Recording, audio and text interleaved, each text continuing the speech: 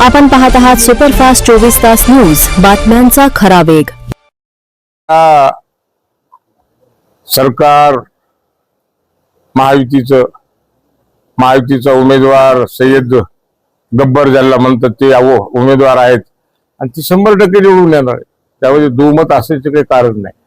महायुती सगळे तिन्ही पक्ष मिळून आम्ही प्रामाणिकपणे काम करणार आहोत। कुठेही आमच्यामध्ये हे नाही आणि सगळ्यांनी विचाराने कॅन्डिडेट फायनल ठरवलेला आहे।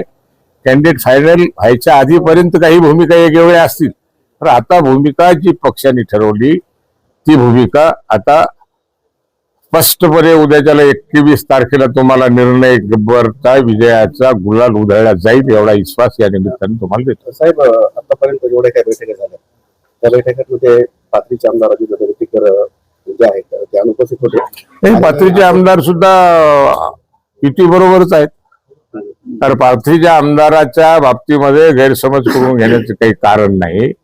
कारण महाराष्ट्रामध्ये 2-4 ठिकाणी हे जे काही युतीचे निर्णय व्हायच्या आधी काही परिस्थिती होती ती आज राहिलेली नाही। कोकणामध्ये रायगडमध्ये तडकरी साहेबांच्या मुलाच्या विरोधामध्ये कोगले साहेबांच्या मुलांनी फॉर्म भरला होता, ते सुद्धा काल क्लिअर झाला। त्यांनी सुद्धा आज मला वाटतं ती जागा बिनविरोध निघाली, कोणती रायगडची। त्यानंतर विदर्भात 1-2 ठिकाणी असे डिस्प्यूट झाले, त्याचाही निर्णय झाला, तेही क्लिअर झाले। आणि आपल्या इथं सुद्धा ती परिस्थिती होती, जवळपास सगळ्यांनीच फॉर्म वापस घेतले। 1-2 काही फॉर्म राहिले असतील, ते इथं उपस्थित नव्हते म्हणून त्यांनी फॉर्म वापस घेतला नसेल, पण आपल्या इथली जागा सुद्धा बिनविरोध च्या पद्धतीनंच चित्र आज उभं आहे। जिल्ह्याचे दिग्गज नेते ज्यांना आपण समजतो असे सुरेशदादा देशमुख यांचे सुपुत्र सुशीलभाई देशमुख यांनी त्यांचा उमेदवारी अर्ज मागे घेतला नाही 26 तारखेमध्ये। नाही, आता जिल्ह्यामध्ये आता तिरंगी होताना दिसते, काय प्रतिक्रिया? अजून ती मला कल्पना नाही। मी आलोच 2-4 दिवस माझ्या तब्येतीच्या निमित्ताने मी थोडा बाहेर होतो।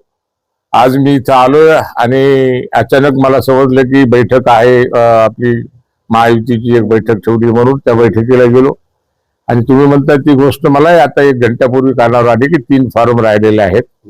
मला वाटतं काही कारणास्तव इकडे तिकडे गेल्यावर राहिले असतील, काही विरोधी पक्षाची भूमिका असेल त्यामुळे विरोधी पक्षाने ते भरले असतील, पण मला हे स्वतःला विश्वास आहे की इथं कोणते जरी फॉर्म राहिले आहेत महायुतीचा कॅन्डिडेट 100% निवडून येणार। साहेब, दबक्या आवाजामध्ये अशी पण चर्चा आहे की घोडे बाजार मोठ्या प्रमाणात होणार आहे, काय वाटतं तुम्हाला? बाजाराचा विकासाचे मुद्दे न घेता पैशाच्या जोरावर निवडणुका झाल्या आता नाही, आता तो काळ गेला त्या घोडे बाजार होण्याचा।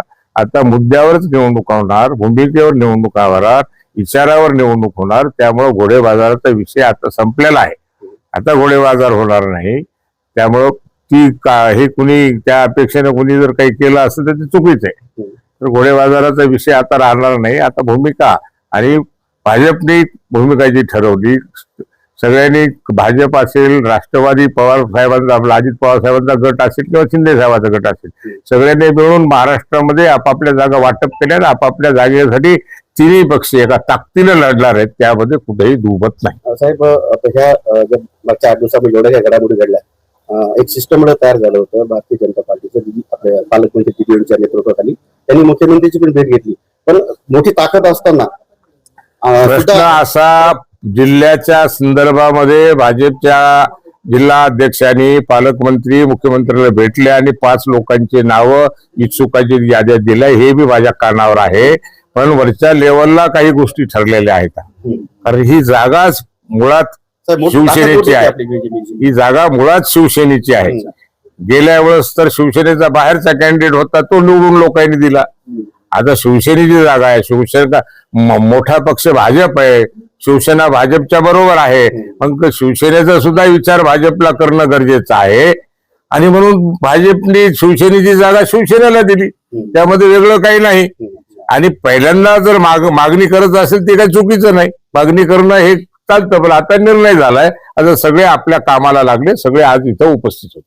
पालकमंत्री सुद्धा पायाला भिंगरी लावून प्रचार प्रसार करताना दिसत आहेत। आणि पालकमंत्री जिम्मेदारी ही सीट निवडून आणणं पालकमंत्र्याची जिम्मेदारी आहे, कारण इथं महायुतीचा पालकमंत्री आहे। भाजपचा जरी असेल तर तो महायुतीचा आहे, आणि इथली जी सीट आहे ही पालकमंत्र्याची जिम्मेदारी ही निवडून आणणं, ती काळजी घेण्यासाठी तिला फिरावंच लागणार आहे। परभणी हिंगोली परभणी आणि हिंगोलीला बी महायुतीचे 3 आमदार आहेत.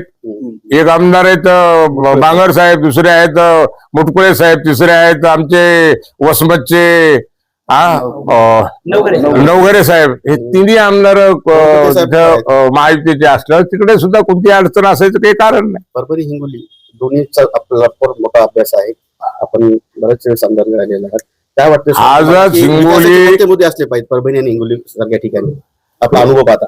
आपल्या मुद्द्याच्या संदर्भामध्ये तुम्ही जर म्हणत असताल ती परभणीमध्ये आता त्या दृष्टीचं काम मला वाटतं या 2 वर्षामध्ये चालू आहे.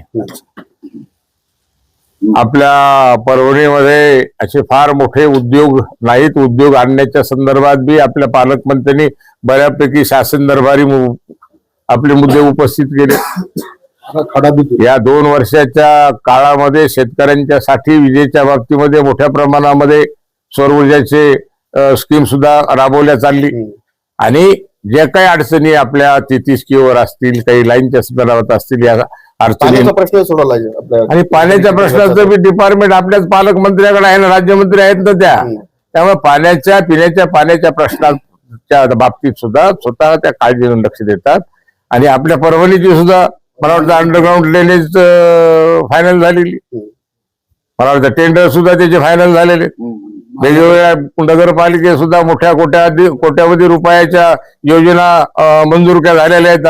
त्यामुळं या 2 वर्षामध्ये बऱ्यापैकी भाजपने लक्ष दिलंय, भाजपच्या पालकमंत्र्यांनी लक्ष दिलंय आणि भाजप आल्यामुळे विकासामध्ये आपल्या जिल्ह्यामध्ये गती मिळालेली आहे, हे नाकारता येणार. परभणी आणि हिंगोली येथील मतदारांना आणि सर्वसामान्य जनतेला सगळ्यांचं लक्ष लागलंय की भौतिकर साहेबांची भूमिका किंवा माझी भूमिका स्पष्ट आहे. मी युती बरोबर आहे. युतीने आणि भाजपने जो निर्णय घेतला तो आम्हाला मान्य आहे. शेवटचा प्रश्न मतदारांना मान्य आहे. आमच्या याच्यामध्ये दुसरा कोणताही विचार नाही. कोणी काही बोलत असेल त्याच्यावर कोणी विश्वास ठेवायचा नाही. भाजपने महायुतीने जो काही निर्णय घेतला तो निर्णय इथं अंमलात आणणं हेच आमचं कर्तव्य आणि ध्येय आहे. विजय गुलाल